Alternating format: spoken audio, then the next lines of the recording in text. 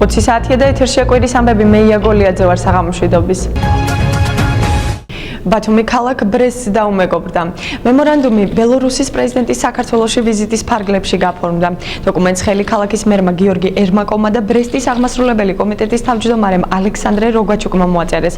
ცერემონიალს ბელორუსის და საქართველოს პრეზიდენტები ესწრებოდნენ, რომლებმაც მემორანდუმის გაფორმების ცერემონიალის დასრულების შემდეგ კომენტარები გააკეთეს. აღინიშნა, რომ ვიზიტის დასასრული ახალი ურთიერთობების დასაწყისი იქნება.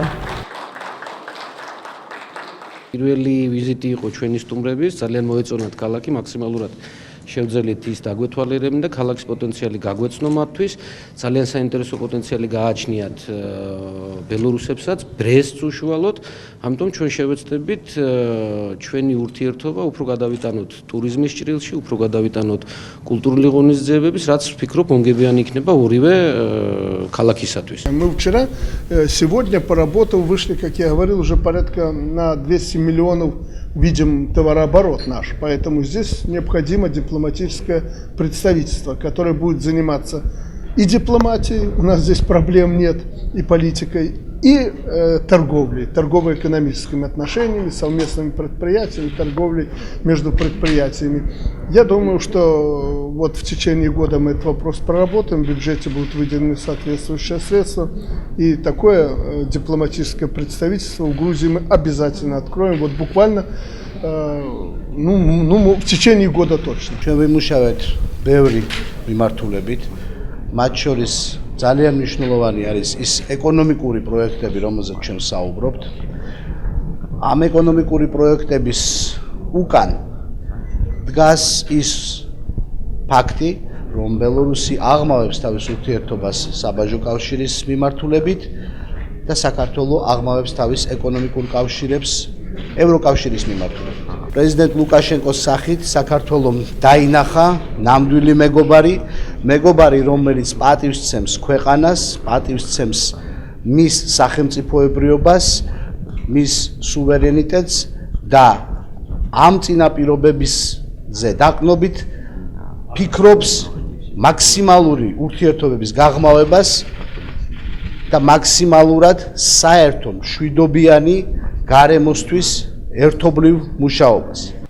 ხელი ეწევა მემორანდუმს ქალაქ ბათუმსა და ქალაქ ბრესტს შორის პარტნიორული ურთიერთობის დამყარების შესახებ. ბელორუსის პრეზიდენტი აჭარის მთავრობის თავმჯდომარემ მიიღო. არჩილ ხაბაძემ ალექსანდრე ლუკაშენკოს რეგიონის ტურისტული და საინვესტიციო პოტენციალი გააცნო. მთავრობის თავმჯდომარემ ხაზი გაუსვა იმ ფაქტს, რომ ბელორუსი აჭარიდან ციტრუსის რეალიზაციისთვის ერთ-ერთ მნიშვნელოვან ბაზარს წარმოადგენს. შეხვედრაზე აღინიშნა, რომ ვიზიტი ორ სახელმწიფოსა და ორ რეგიონს შორის სხვადასხვა მიმართულებებით ურთიერთთანამშრომლობის კუთხით წინ გადადგმული ნაბიჯია.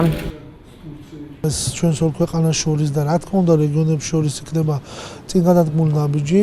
ჩვენ აღვნიშნეთ, რომ საგარეო მიმართულებით სხვადასხვა დონეზე ჩვენ ერთმანეთს ხარს უჭერთ. სამომავლოდ ჩვენი ვიზიტის შემდეგ ბელორუსის რესპუბლიკიდან იქნება ვიზიტები სხვადასხვა უწყებების წარმომადგენლებისა და ჩვენი საქონელ ბრუნვა და სავაჭრო ბრუნვა ზოგადად უნდა გაიზარდოს რამდენიმეჯერ. იცით რომ დღეს ამ ეტაპზე ბოლო რამდენი წლის განმავლობაში 60-70 მილიონია ექსპორტ-იმპორტი და ეს ყველაფერი ქვეყნებს შორის და ეს ყველაფერი უნდა გაიზარდოს. არჩილ ხაბაძე ირანის კონსულს ბათუმში აჰმად რეზა არჟჯანის შეხვდა. შეხვედრა კონსულის დიპლომატიური მისიის დასრულებასთან დაკავშირებით გაიმართა, რომელზეც ერთობლივად განხორციელებული პროგრამები და პროექტები განიხილეს. საუბარი შეეხო ირანისა და აჭარის ავტონომიური რესპუბლიკის სამომავლო თანამშრომლობის გაძლიერებას.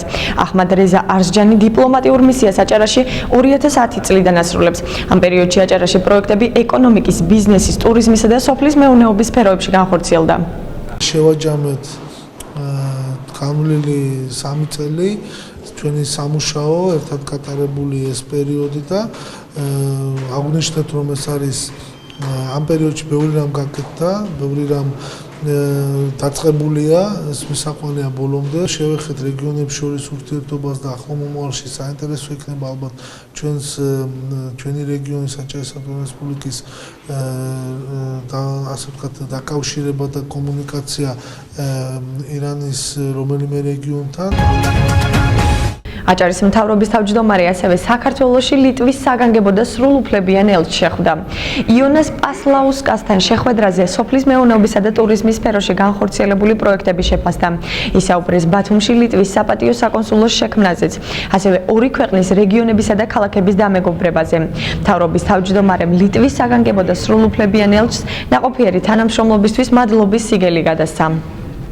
ჩვენ აუცილებლად უნდა ვითანამშრომლოთ ლიტვის ტურისტულ სააგენტოებთან, რომ მოახდინოთ ამ რეისის დახმარებით, ავიარეისის დახმარებით ტურისტების მაქსიმალური მოზიდვა, ასევე საინტერესოა და ერთგვარად ინტერესი ლიტვის სახელმწიფოს მხრიდან იმაშიც გამოიკვეთება, რომ საპატიო კონსულის დანიშვნას აპირებს. ახალი ელჩი, რომელიც ჩამობრძანდება, ამ ყველაფერს ერთად გავაგრძელებთ და აუცილებლად უნდა მივიყვანოთ დაწყებული, ასე ვთქვათ, ინიცირება იმ საკითხზე, რასაც ქვია, ვთქვათ, ორ რეგიონ შორის დამეგობრება. После 5 лет работы в Грузии я могу сказать, что Литва и Аджария, и Батуми в том числе имели специальные отношения. У нас много проектов, особенно в сельском хозяйстве. Я увожу самые хорошие впечатления, самые теплые.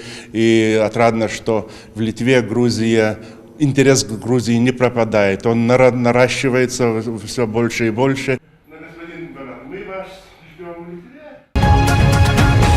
უფასო აიდი ბარათი მოქალაქეებს, ვისაც პირადობის ელექტრონული მოწმობა არასდროს ქონია, იუსტიციის სახლი მათთვის აქციას აწყობს.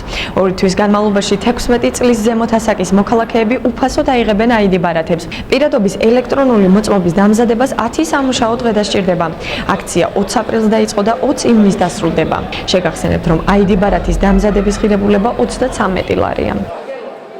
აქცია დავიწყეთ 20 აპრილიდან, უკვე მესამე დღეა, რაც მოქალაქეებს თავაზობთ უფასოდ პირადობის ელექტრონულ მოწმობას, ანუ ID ბარათებს.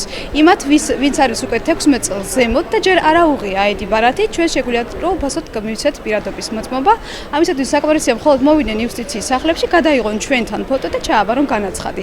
უფასო ID ბარათი არის 10 სამუშაო დღის ვადაში. ნაკადი საკმაოდ აქტიურია და ველოდებით მომხმარებლებს.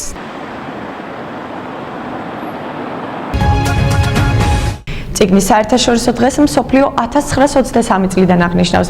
თარიღს საქართველო 12 წელია რაც შეუერთდა.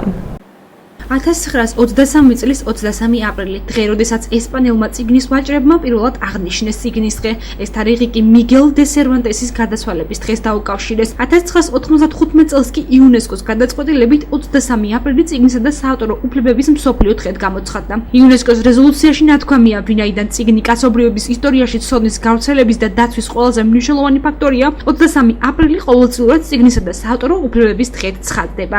ამ თარიღს განსაკუთრებული ენთუზიაზმით ნიდერლანდსა და დიდ ბრიტანეთში აღნიშნავენ, სადაც თეთრი წიგნის კვირეული და წიგნის მსოფლიო დღე დააწესეს. 2003 წელს სხვა 80 ქვეყანას საქართველოს შეუერთა წიგნის გამომცემელთა და გამავრცელებელთა ასოციაციის ინიციატივით. მის ფარგლებში საქართველოს მასშტაბით სხვადასხვა ღონისძიებებს ატარებენ. წიგნის დღესთან დაკავშირებით მსურველებს წიგნის მაღაზიებში დიდი ფასდაკლებით სარგებლობად შეეძლოთ. დღეს არის წიგნის და საავტორო უფლებების საერთაშორისო დღე. და ამას ეიმობს მთელი მსოფლიო, მათ შორის ჩვენი ქვეყანაც და აქედან გამომდინარე ეს დღე მართლაც არის ძალიან მნიშვნელოვანი. თუმცა, რატომღაც ძირითადი აქცენტი კეთდება იმაზე, რომ ეს არის წიგნის დღე, მაგრამ ყველას ავიწყდება მეორე მნიშვნელოვანი მომენტი, საავტორო უფლებების დაცვის დღეც არის დღეს. და რატომღაც მხედველობიდან ყველას გამორჩა ეს ამბავი და ვისურვებდი, რომ უფრო მეტი ყურადღება მიექცეს ამ ამბის ამ მეორე ნაწილს, ვიდრე პირველ ნაწილს. წიგნის დღეს საჯარო ბიბლიოთეკამაც აღნიშნა და ბიბლიოთეკის კვირეული დაიწყო, რომელიც 30 აპრილს ბიბლიოთეკარის დღეს დასრულდება. ღონისძიების კვირეულის ფარგლებში ბიბლიოთეკა რამდენიმე ღონისძიებას გეგმავს. კვირეულის ფარგლებში ბიბლიოთეკაში ჩატარდება 4 ღონისძიება. მეორე ღონისძიება მიეწოდება ახალგაზრდობის სოლიდარობის საერთაშორისო დღეს და შეხვედრა იქნება შემოქმედ ახალგაზრდებთან. ასევე 29 აპრილს ჩატარდება ამერიკელი მწერლის შემოქმედების საღამო ამერიკულ კუთხეში ბიბლიოთეკის და 30 აპრილი, როგორც აღნიშნე, ბიბლიოთეკარის დღე და მოწვეული იქნება აჭარის რაიონის ბიბლიოთეკარები. გვაქვს გამოცხადებული სპეციალური ნომინანტი, 10 ნომინანტი შერჩეული იქნება და დაჯილდოვდება საჩუქრებით და სიგელებით, ასევე ბათუმის საჯარო ბიბლიოთეკას გადაეცემა სხვადასხვა საჩუქრები. კიდევ ერთი აღიარებული თარიღი 22 აპრილი დედამიწის საერთაშორისო დღე, რომელიც თითქმის ნახევარი საუკუნე აღინიშნება. ნაკლებად დავაზიანოთ ბუნება და მოუფრთხილდეთ ჩვენს პლანეტას. ამ ლოზუნგის გარშემო მსოფლიოს 190-ზე მეტი ქვეყანა ჯერ კიდევ 45 წლის წინ გაერთიანდა და ყოველწლიურად სხვადასხვა გარემოს დაცვითი აქციების მოწყობა დაიწყო. საქართველო მათ 1990 წლიდან შეუერთდა. როგორ აღინიშნა დღე ბათუმში? ნახეთ სიუჟეტი. თარიღს სანდასუფთავებისა და მერიის ადმინისტრაციის თანამშრომლები შეუერთდნენ. დასუფთავების აქციას უამინდობამ ხელი ვერ შეუშალა. ჩაქვის ტერიტორიაზე მცირე მონაკვეთი საყოფაცხოვრებო ნარჩენებისგან გაიწმინდა. ეს არის დედამიწის დღე, ამას უერთდება სანდასუფთავების სამსახური, მიმდინარეობს დასუფთავების აქცია. ამ დღესთან დაკავშირებით შეირჩა ეს ტერიტორია და ვაპირებთ, რომ მთლიანობაში ნახინჯავში გასვლამდე შემოვლითი ტერიტორია მთლიანად იქნას დასუფთავებული. ზღვისპირა ზოლის დასუფთავებას გეგმავდნენ მოსწავლე ახალგაზრდობის სასახლის აღზრდელებიც ბათუმის საჯარო სკოლის უფროს კლასელებთან ერთად, თუმცა აქცია უამინდობის გამო გადაიდო. ამიტომაც გარემოს დაცვითი განათლების სასამაღლებლად გარემოს დაცვისა და ბუნებრივი რესურსების სამმართველომ ახალგაზრდებს ლექცია სემინარი ჩაუტარა. მოსწავლეებმა საზოგადოებას კიდევ ერთხელ შეახსენეს, რომ ბუნებრივი რესურსი ამოწურვადია და მას გაფრთხილება სჭირდება. ჩვენი სემინარის მიზანი იყო გვესაუბრა მოსწავლე ახალგაზრდობასთან იმ პრობლემებთან დაკავშირებით, რომელიც წარმოადგენს ჩვენი პლანეტის ყველაზე დიდ გამოწვევას დღესდღეობით. აქვს ძალიან მასშტაბური ხასიათი ამ კატაკლიზმებს და შედეგებიც სავალალოა, რა თქმა უნდა. სამიზნე ჯგუფად მოსწავლე ახალგაზრდობა სწორედ იმიტომ, რომ სწორედ მათ უნდა მივცეთ გარემოსდაცვითი განათლება ამ კუთხით, რომ იცოდნენ ეს პრობლემები და მათი მოგვარების გზები, როგორ დავიცვათ გარემო და ვიყოთ ყოველთვის ბუნების კომაგები. იგეგმებოდა აქცია ზღვისპირა ტერიტორიის დასუფთავებასთან დაკავშირებით, თუმცა უამინდობის გამო გადაიდო. ყველა გარემოსდაცვის ყველა დღესასწაულს უერთდებით და დღესაც ჩვენ აქ ვართ შეკრებილი იმისთვის, რომ კიდევ ერთხელ შევახსენოთ ჩვენს ერს, ჩვენს საქართველოს მოქალაქეებს, რომ ეს არის პლანეტა, სადაც ჩვენ ცხოვრობთ, უნდა დავიცვათ და ის, რა თქმა უნდა, დაგვიცავს ჩვენ. სურათი მძიმეა როგორც მსოფლიოში, ასევე საქართველოში. რეგიონში დაბინძურების პრობლემებია. ასე აფასებს არსებულ მდგომარეობას ასოციაცია ფლორა და ფაუნას აღმასრულებელი დირექტორი. სამწუხაროდ ადამიანს დედამიწა დაღუპვამდე მიყავს, ეს აღიარებული ფაქტია, იმ ხრივ, რომ გლობალური კლიმატური ცვლილებები უკვე სახეზეა მსოფლიო ოკეანის ტემპერატურის მომატება 1 გრადუსით, სახეზეა ყინულოვანი ოკეანის ჩრდილოეთ ნაწილში ყინულობის დობის ფაქტი და ეს ყველაფერი არის სითბური გაზების ემისიის გამო. ესეთი დღესასწაულები მისთვის საჭიროა, რომ კიდევ ერთხელ მოსახლეობამ დაინახოს, რომ ადამიანი კატასტროფის ზღვარზე, ზოგადად დედამიწა კატასტროფის ზღვარზე დგას და ამ კატასტროფის გამომწვევი თვითონ ადამიანი არის. რეგიონში გვაქვს დაბინძურების პრობლემები, სამწუხაროდ ჯერ კიდევ ქალაქები კანალიზირებული სრულად არ არის. გარე დასახლებები კანალიზირებული არ არის. ზღვის დაბინძურება, მდინარეების დაბინძურება, სითბური გაზების ემისია, ჰაერში დამიზრული ნივთიერების ემისია ჯერ კიდევ აქტუალურია ეს საკითხები. მიწის ეროზია, სანაპირო ეროზია, ძალიან ბევრი ესეთი პრობლემებია, რომელსაც ჩვენ წყვეთ იმის და მიხედვით, რამდენად ისინი გვიქმნიან საფრთხეს. მხოლოდ ესე.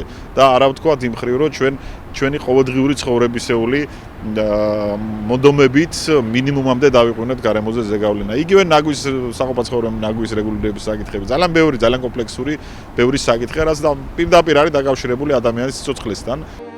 22 აპრილი დედამიწის დღე 1970 წლიდან აღინიშნება. ეს დღე სენატორმა გეოლორდ ნელსონმა მას შემდეგ დაარსა, რაც სანტა-ბარბარას საბადოდან ნავთობი დაიღვარა, რამაც ოკეანის დაბინძურება და წყლის ბინადართა განადგურება გამოიწვია. ამ თარიღს ყოველწლიურად 190-ზე მეტი ქვეყანა სხვადასხვა გარემოს დაცვითი აქციებით უერთდება, რომლის მიზანია კაცობრიობას მოუწოდოს ყურადღება გარემოს დაცვასა და დედამიწის მოვლაზე გაამახვილოს. ოზურგეთელი ხელოვანის გამოფენა ბათუმში. ნიკოლოზ კანდელაკის სახელობის სამხატვრო სკოლაში ნანი ჭანუყვაძის გამოფენა მოეწყო. ღონისძიება გიორგი მასალკინისა და ხარიტონ ახვლედიანის სახელობის მუზეუმის მხარდაჭერით ჩატარდა. გამოფენაზე ფუტკრის ცვილისგან დამზადებული სხვადასხვა ნამუშევრები წარმოადგინეს. სამხატვრო სკოლა გამოფენას 2 კვირას უმასპინძლებს. ჩემი თემატიკა საყვარელო არის საეკლესიოც, საეროც, შემეცნებითი, ინტელექტუალური საერთოდ მე ვარ ბავშვობიდან რომანტიკოსი და პატრიოტი ადამიანი. და ეს არის ეს თემატიკა. მე მინდა ჩვენება ახალგაზრდებისთვის ამ თემატიკის, რომ ისინიც იყვნენ პატრიოტები და რომანტიკოსები და უყვარდეთ თავიანთი სამშობლო. ეს არის რაღაც გარკვეული სიმბიოზი დეკორატიული ხელოვნებისა, სიტყვისა და ფერწერისა. და გაკეთებულია ძალიან საინტერესო მანერაში, ძალიან ფილიგრანული ტექნიკით და კარგია რომ ჩვენ გავიცანით ასეთი თვითყოფადი ხელოვანი და კარგია რომ ჩვენ ამით ვარღვავეთ ჩვენს ცოდნას, ჩვენს რეგიონით გარე არსებული ხელოვნების კუთხით.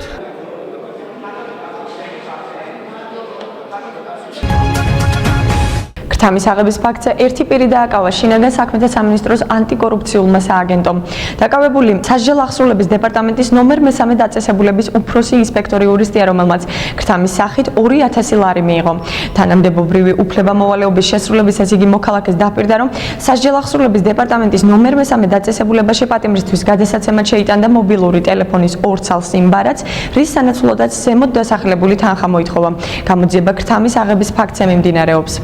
სასჯელ აღსრულებისა და პრობაციის სამინისტროსთან ერთობლივად ჩატარებული ოპერატიულ სამძებრო და საგამოძიებო მოქმედებების შედეგად ქრთამის აღების ფაქტზე დავაკავეთ სასჯელ აღსრულების დეპარტამენტის 3 დაწესებულების უფროსი ინსპექტორი იურისტი გურამ სურმანიძე, რომელიც თანამდებობრივი უფლებამოვალეობების შესრულებისას მოქალაქეს დაჰპირდა, რომ პატიმრისათვის გადასაცემად სასჯელ აღსრულების დაწესებულებაში შეიტანდა მობილური ტელეფონის 2 ცალ სიმბარაც, რის სანაცვლოდაც ქრთამის სახით მოსთხოვა და გამოართვა 2000 ლარი. გამოძიება ქრთამის აღების ფაქტზე მიმდინარეობს. თეიმურაზ კომახიძის ხსოვნისადმი მიძღვნილი საღამო ბათუმის საჯარო ბიბლიოთეკაში. ღონისძიებას გამოჩენილი ქართველი მოღვაწის ოჯახის წევრები, მეგობრები და ადგილობრივი ხელისუფლების წარმომადგენლები დაესწრნენ.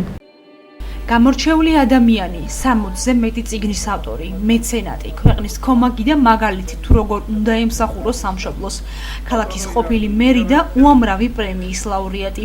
წიგნის კვირეული ბათუმის საჯარო ბიბლიოთეკამ სწორედ თეიმურაზ კომახიძის ხსოვნისადმი მიძღვნილი საღამოთი გახსნა. ნამდვილად ვიტყოდით, რომ მამული შვილს,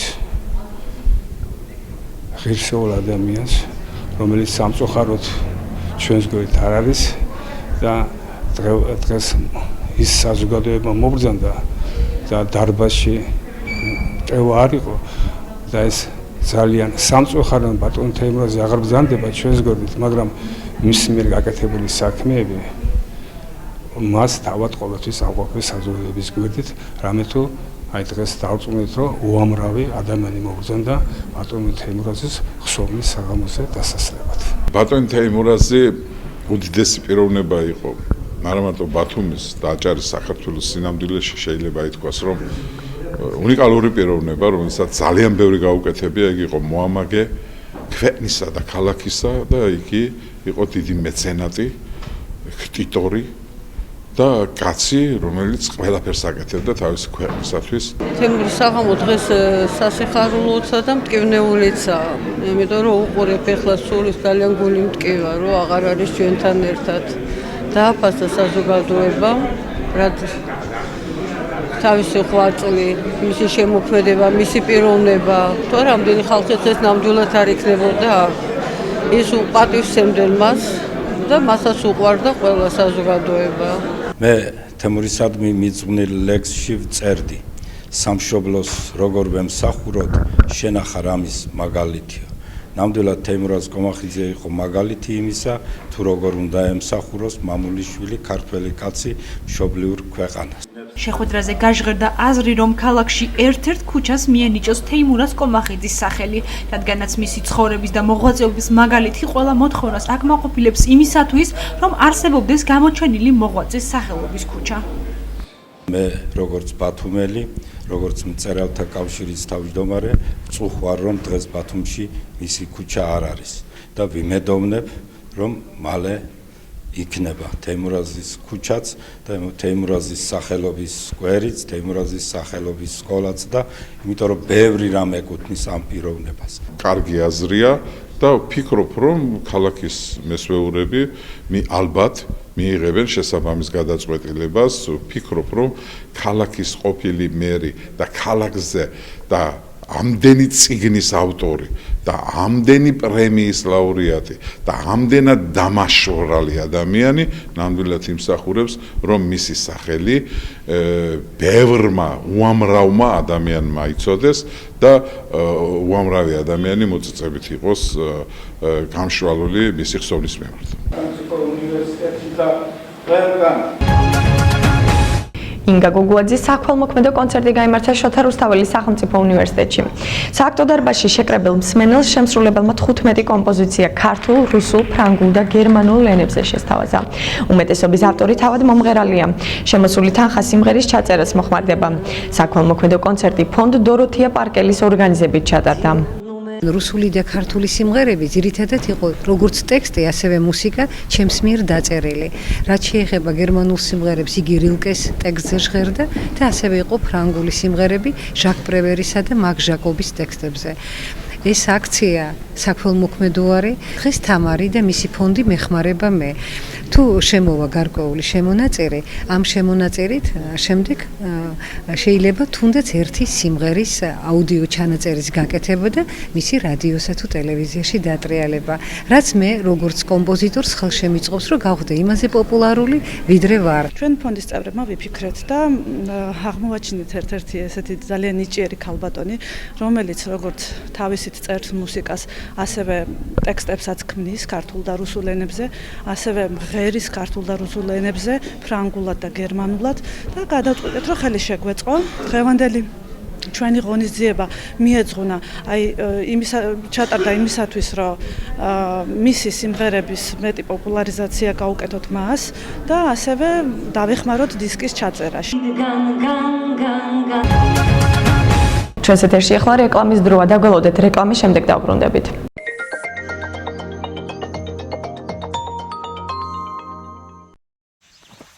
საჩუქარი ვივუშჯის ერთგულ მომხმარებლებს ონლაინ სესხის ლიდერი კომპანიისგან. იყავით ჩვენი ერთგული. მიიღეთ სესხი ვივუშჯისგან და ისარგებლეთ მზარდი ფასდაკლებით ყოველი მომდევნო სესხის პროცენტზე.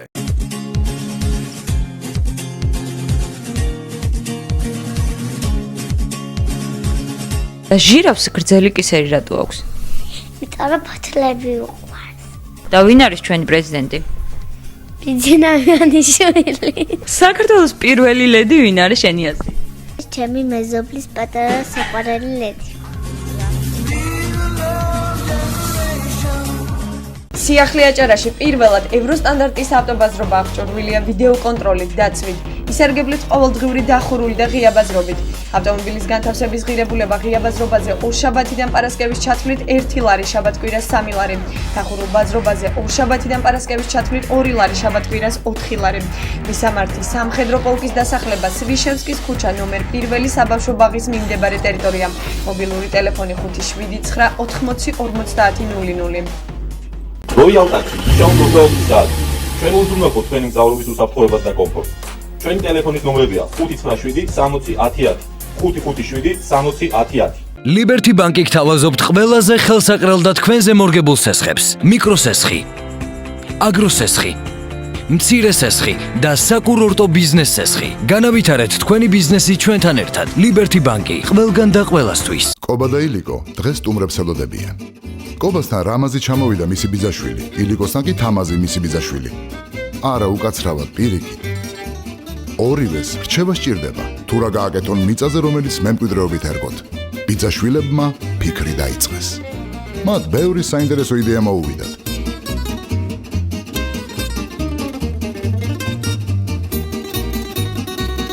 ბოლოს კი გადაწყვიტეს, რჩევა ძველი მეგობრისთვის ეკითხათ.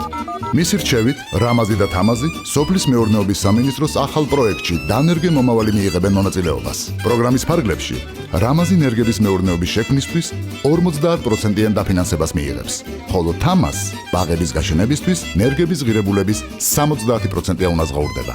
ასევე თამაზი წვეთოვანი სარწყავი სისტემის ღირებულების 50%-იან დაფინანსებასაც მიიღებს. რამაზმა და თამაზმა ღირსეული დანიშნულება უპოვეს საგვარეულო მიწებს. დანერგე შენი მომავალი დღეს.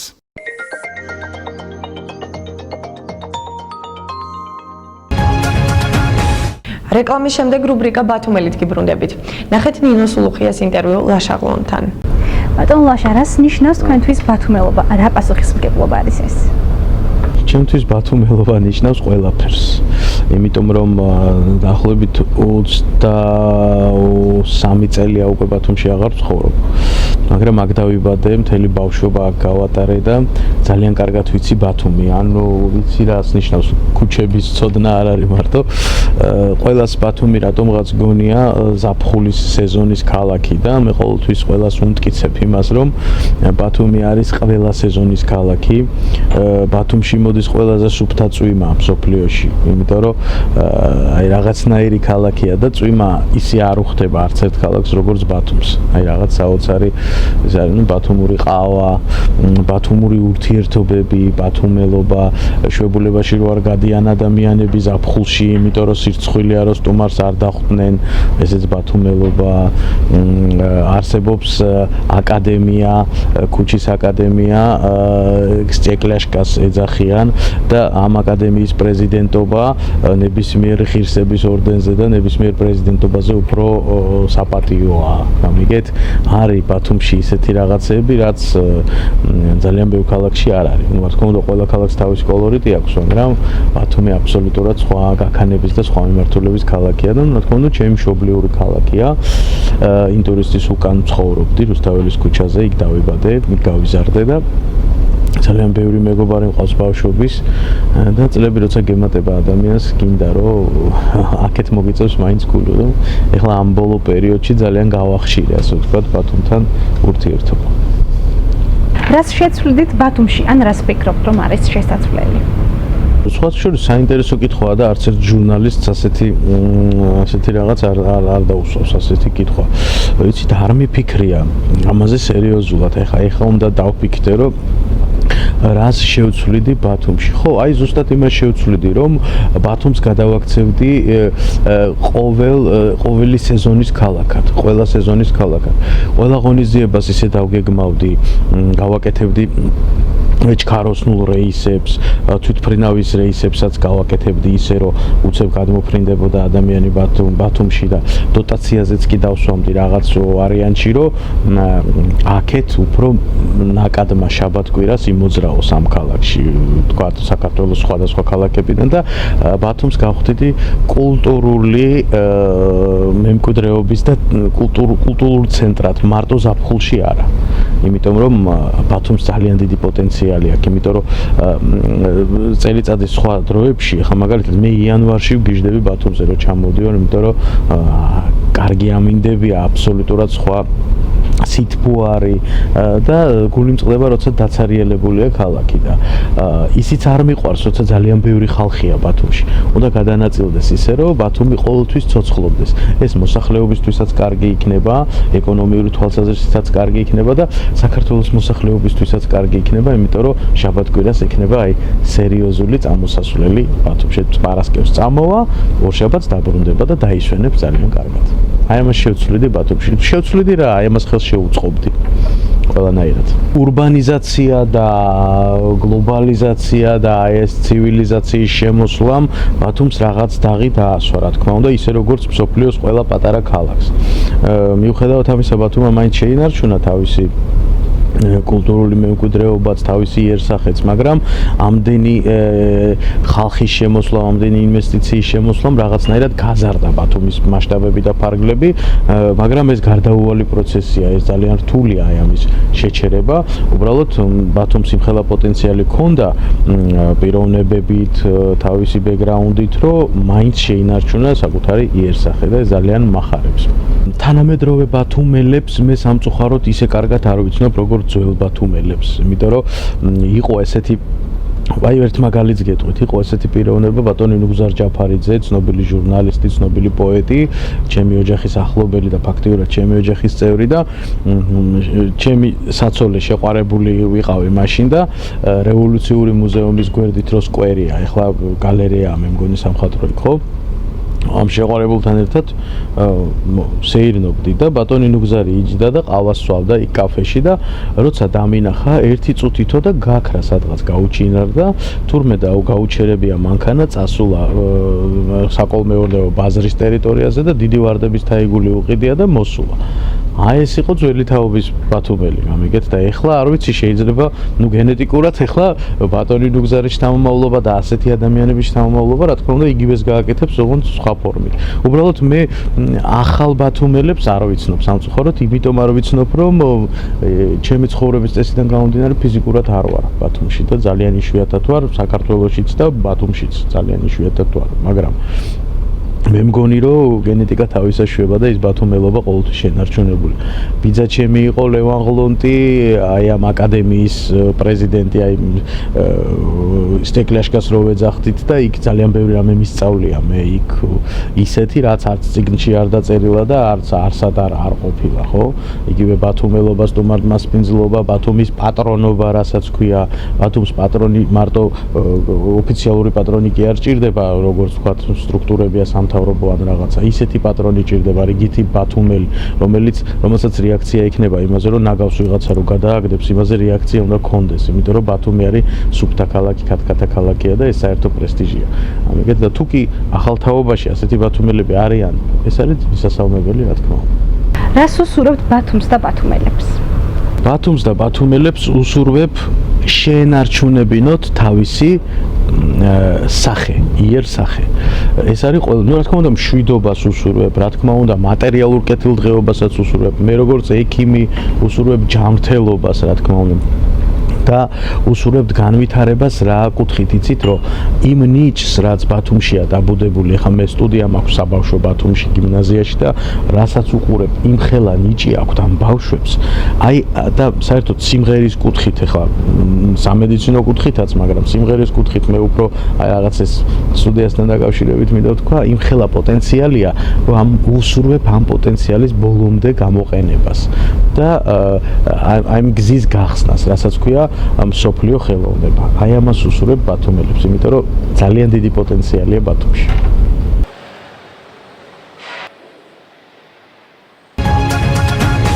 ეს იყო კვირის ამები და მე მისი წამყვანი ია გოლიაძე. მომავალ კვირამდე გემშვიდობებით. მადლობთ რომ გვიყურეთ.